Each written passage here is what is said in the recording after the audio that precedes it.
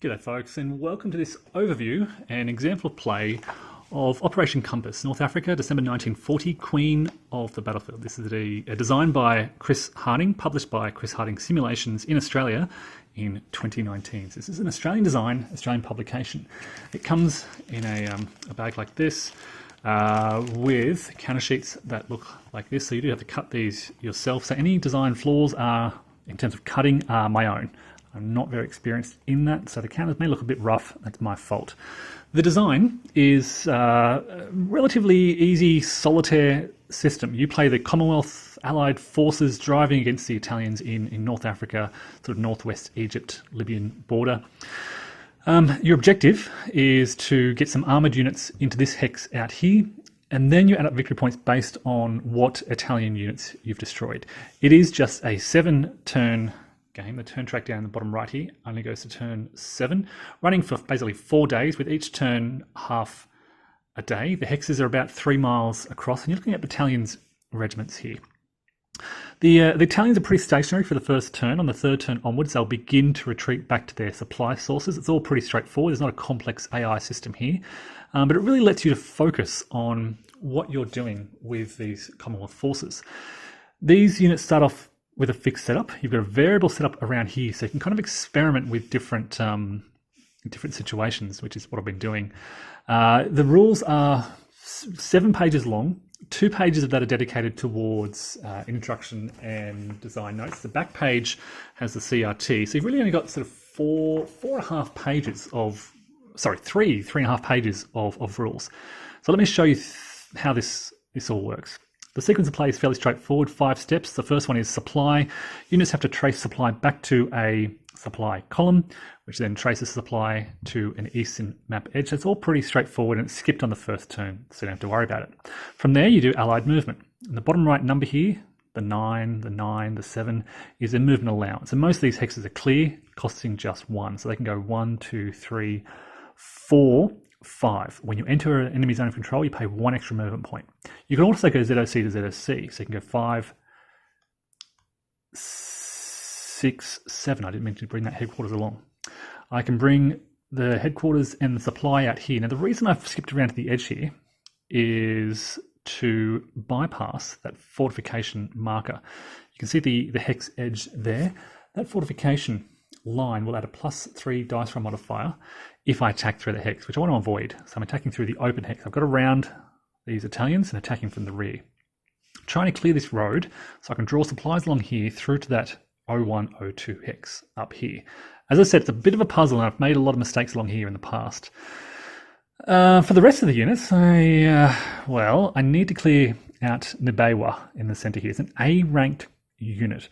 Now, the way this works is when you attack these units, you draw a variable strength marker and you add that to their printed strength. So this Makiti formation here, A-ranked, will have 6 plus, being an A-ranked unit, an additional 6 for a defense strength of 12.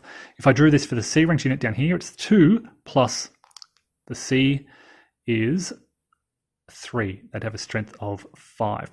Now, as these Italian units take step losses, they reduce this first of all to their reduced side. Then you take this off and place a last step marker. That indicates they now just have a strength of 2. 1 more step and they're removed from the board. The Allies work in a similar way. They have, when they lose their first step, they receive a first step marker. There's no variable strength here, it's just what's printed. But when they lose a step, they lose 2. When they suffer a second step, they lose 4. So this unit with 2 steps lost would be reduced to just 1 combat strength, and a third step would remove them from the game and be quite painful for me. Okay, so with movement underway, I really want to focus on getting this out of the way, and I need to find a way to somehow 1, 2, 3, 4, 5, 6. Okay, I can't move any further. Gain 1 more extra movement point to move into that hex. Now, combat is 1 hex to 1 hex. So basically, by moving this here, I will just have the 1 attack with this stack here. I can bring this stack into support, and I'd get... There are various factors which add die roll modifiers to your combat. I'll demonstrate this in a moment. But if I could bring these in for support to help with this attack, but I don't think I want to do that right now. I want to spread out my attacks as much as possible and try and damage this Italian front line So I might go 1, 2, 3, 4, 5. I could go an extra hex 6, 7, but that puts me at a bit of a supply risk. So I think I'm behind the fortification there. You can see I'm not crossing that hex side. The same over here. I'm not crossing that hex side, the fortification hex side. So I might attack from there. So I'll bring these guys in. 1, 2, 3, 4 for entering ZOC. These guys can go 1, 2, 3, 4, 5, 6, 7. They'll get in there, which puts them, yeah, they'll have to attack against the fortification. Which leaves me with this little stack here. I can split them up if I want, but just my kind of some of the lessons I'm learning, I think it's better to have big stacks together. Stacking limits are 4 units in a hex. You're looking at battalions and regiments. So at most 4, I believe, units in a hex here. Any 4 battalions, 1 headquarters and 1 supply column. So I shouldn't have those 2 headquarters together. They should spread out. I will bring the Western Desert Force headquarters 1, 2, 3, 4. These basically offer a bombardment before combat and then ground support during combat, which I'll explain in a moment. I'll bring the 7th Armour out to there. These guys now, before I do that, let's bring Selby up. We'll get a relatively small stack attacking along the coast here. There is a naval task force that you can designate for coastal combat, so I can draw upon that there. These guys are kind of spare. Now I could probably send a few of these guys to bolster the attack, or I can kind of split them up and add them as support die roll modifiers. So let's try that. 1, 2, 3, 4, 5. 1, 2, 3, 4, 5. 1, 2, 3, 4, 5, 6, 7. So they're just being used as support die roll modifiers, which I'll demonstrate in just a moment. I could certainly bring my supply columns up a little bit further. At this stage, everything is okay. So now our movement is complete.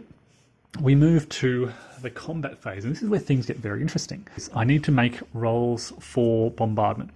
So first of all, there is a bombardment table here. This is a bombardment strength 2 headquarters, so they're rolling on a BS2 table. They roll a 3, which is a result of 1. This means, if I understand this correctly, that the defenders must make a morale check with a +1 modifier. They roll a 9, +1 is 10. That's higher than their morale rating, which is shown on the right here. So the 7 there. A 10 is 3 higher. So when you fail your morale rating by 1, 2, 3, or 4, they suffer 1 step loss. So that's very nice. Italians already reduced down to a strength of 4. I'll do all this before I resolve this combat. So there's another headquarters over here, the 7th Armour. I would really like them to hurt this Maletti unit. It's going to be hard, but bombardment strength of 2, that's not going to have any effect. Roll of 6. And finally, the Western Desert Force, they'll attack the... What am I going to do here? I think these guys blocking the road might be the hardest. So we'll attack them here. B-ranked unit. They roll a 1, which is a morale check with this Western Desert Force on turn 1, a special column. They get a +3 dice roll modifier. And they've rolled a 6, 7, 8, 9.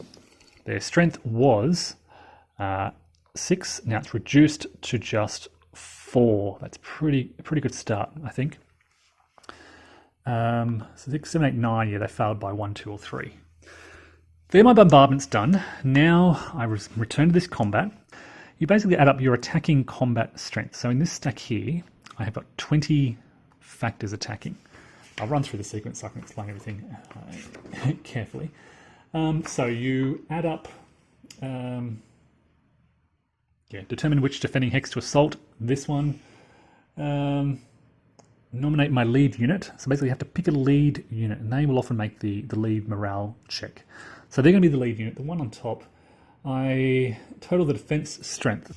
Now I look at the combat results table, and I'm using the 14 column, so 14 to 19. I'm rolling down here. Ideally, I want to get less than a 5. after applying all these dice roll modifiers. The dice roll modifiers, as indicated here, are terrain. Well, they're in the clear, and I'm avoiding that fortification, so there's nothing there. And these guys, this headquarters, can draw on ground support. I roll a die for this. Oh, I got very lucky here. I rolled a 1. I draw 2 ground support markers randomly, and I get a +0, that's the worst one, and a -2, which is really good. You want negative numbers. Allies want negative die roll modifiers, not positive. So in combat now, as I said, I've got 20. If I can bring this sort of sheet over so you can see it, I am looking at the 14 column here. And now we add up our die roll modifiers. So there's no Italian ground support. I have armor support of just 1, so that's a 1 modifier. No supporting units. Surprise on the first turn for -1. No naval support, but I do have 2 ground support for 3, 4, and the Selby unit is up here, no modifiers there. So we're looking here at a -4 dice roll modifier to this roll. And I roll a 10 for a net result of 6. Well, I said I wanted a 5 or less. I just missed out. Okay, what this now means is that my lead unit must make a morale check with a +1 modifier, and they pass that handily. The defenders now must make a morale check with a +2 modifier. There are various modifiers here as well per step loss taken. Well, these guys have already taken a step loss, so it'll be +1, +2 is +3, and they occupy a fort, which brings it back to +2. And they roll a 5, 6, 7. They narrowly pass. So no further losses there, unfortunately, for the Italians. And I really want that combat to go well. I can still draw supply through here. Supply, the cost for drawing supplies is a little bit more expensive than the normal cost. So 1, 2, the broken terrain, 3, 4, 5, 6, 7. I believe they can make it. 8, 9. No, they may be out of supply by moving all the way down there. Ouch. So they'll be out of supply on the next turn. My mistake. Unless I could have, I should have put a unit there to be able to draw supply through them. In any case, we move around to here now. We've got 15 with 1 supporting unit versus the Italians with a strength of 6 + 6. 12. So 15 on 12. We're looking here at just the 2 to 4 column.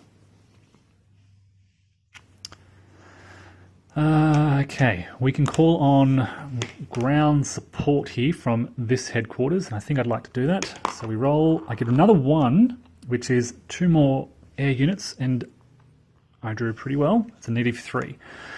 Now, we look at our dice roll modifiers. No applicable terrain, because we're circumventing the fort. Armor support, 2. 3 for surprise, 4, 5, 6. So we're looking at a -6 modifier to this. Yep, -6, and I roll a 7. -6 is just 1. So I need to make a morale check with a +1 modifier, and I pass that. They need to make a morale check with a +2. 3 for the step taken. Back to 2 because they're in a fort. So +2 modifier, 8, 9, 10. They narrowly fail that, lose a step, and they're now down to their last step. I believe I also forgot to add the supply, which would have added another modifier, the support unit rather, full strength support unit, which would have added another negative modifier, would have been a +3 to their roll. They still would have failed it, same result. So that's 2 combats done. Let's run through a couple more to go. We've got, now I've got 1 more headquarters left. I'm going to save them for this up here. In fact, I'll do this, I might work from the top down. We'll do this Selby stack first. They've got 12 against the defenders with a strength of B ranked unit. 2 + 5 is 7. So 12 - 7 is 5. So we use the 5 column. We draw on our ground support and it's a bad roll. Now in this case, the Italians, because I rolled so badly, the Italians actually draw 2 ground support. Oh, this is a bad one. It's going to be a bad combat. They have terrain. I'm attacking across a fortification for +3. They are in broken terrain, which is a +1, so +4. I have armor support, brings it down to negative +2. Surprise, +1. Naval support, negative. Roll for this. Sorry. It's just a 1, so 0. And then the Italian ground support I missed, so back to -3. Yeah, looking at -3 modifier here, or +3 I should say. Ouch, this is a bad roll. 9 +3 is 12, brings it all the way down here. I need to make a morale check with a +2 modifier. 6, 7, 8, 9. They fail, and we have our first Allied step loss.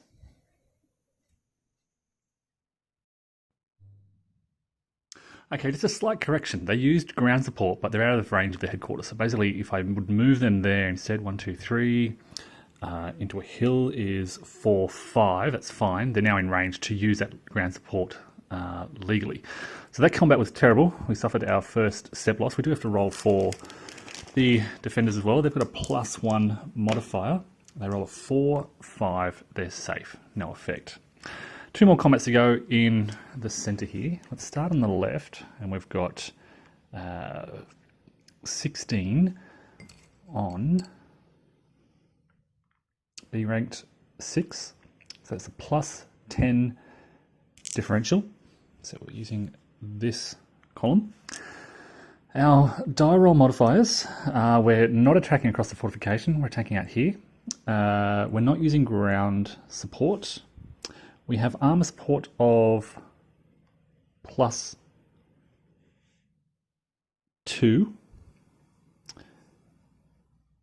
We have a full strength supporting unit for, -3 now total.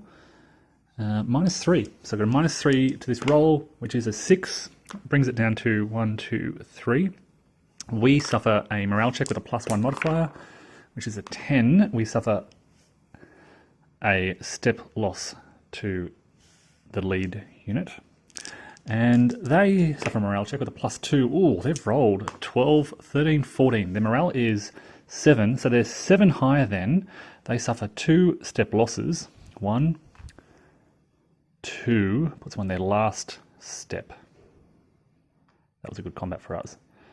Okay, sorry, there's 2 more combats here. We've got this attack here and another attack up here.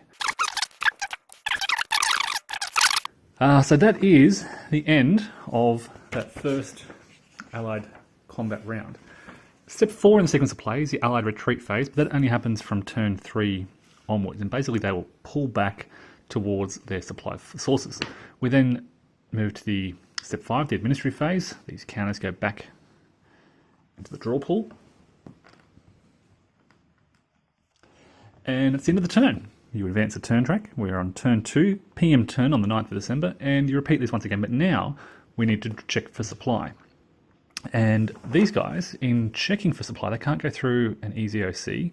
They can go 1, 2, 3, 4, 5, 6, 7, and they just can't make it. So they are out of supply. That was a bit silly of me. Trying to circumvent that fort. All I needed to do was pull 1 unit back. I'll certainly do it this turn. Everyone else is okay. They can go 1, 2, 3, 4, 5, 6, 7. Supply column there. This is supply column here. 1, 2, 3, 4. So using a trail costs these supply columns 1 movement point. So you guys can go, for example, 1, 2, 3, 4, 5, 6, 7. They're all okay, basically. And these supply columns can move up as you advance. And you can draw on other. If you capture a supply dump here, there's a chance you can generate another supply column, but three seems to be pretty much plenty. As I said, I'm trying to drive through here, push through here, capture 0, 1, 0, 2 off here, whilst eliminating as many Italian Axis defending units as possible. So folks, yeah, there you go. That's a quick overview, an example of play. The Italians won't do much for the first 2 turns. They're surprised, they're shocked. Then they will, as I said, begin to, during that Italian retreat phase, they will retreat back to, well, first of all, they, each Italian unit on the map not marked with a retreat marker makes a morale check with various DRMs. If they pass, they remain in their hex. If they fail, they retreat. 3 spaces towards a supply source. So folks, that is just Operation Compass, North Africa, December 1940. It's a really nice, fairly fast playing solitaire game covering Operation Compass. Hex Encounter, very simple AI system, nice combat system using that combat differential, the difference between your attacker strength and the defender's strength. It uses these DRMs quite nicely, so you're trying to draw on your powerful armored units, your supporting units, your naval support, things like that, your headquarters, ground support and bombardment. It's a really nice combination of factors, and as I said, it creates this nice little puzzle where you're trying to figure out how to get things done. A little bit of sort of chaos and randomness with that, but not too much. There's of course the dice rolling, but you're mitigating that luck factor by bringing in the supporting factors. I've experimented with some different approaches here. You could try spreading out your units and getting multiple attacks done. What I've got here now is a gap in the lines where I can begin to drive through. I've got this trail through here towards Sidi Barrani, and then the coastal road out towards Buk and Sollum out in the west.